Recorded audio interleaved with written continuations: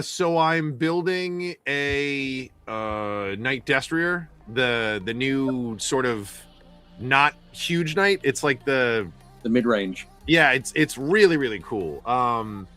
Really really nice kit. There's a ton of options with it. One of the weirdest things is, so you remember those? I don't know what the heck they were called. It's almost like it was like a plastic kid's toy, and it had like it was a horse or something, right? And then the bottom was springy. You could press it in, and the horse would collapse because it would like take away the tension on the elastics that were in it. And they were like orange and yellow and weird. You remember what I'm talking about? So it was all like you could turn it like a marionette almost.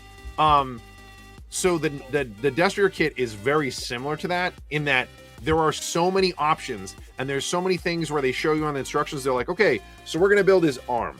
So it's like you're gonna glue this piece together, but don't glue the elbow joint, and then don't glue the wrist. And you're like, so you glue it together, and then the arm moves like this, and you're like, that's cool, except when you stand the model up, he does a lot of this marionette kind of thing where he like dangles around.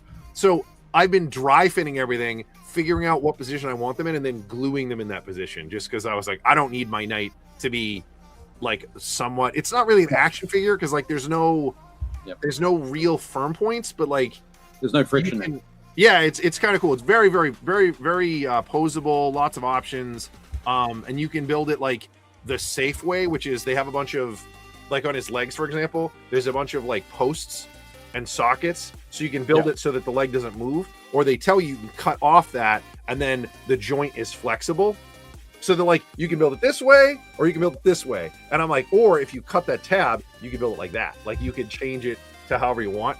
So I've been trimming all those off and, like I said, dry fitting it. Really, really cool kit.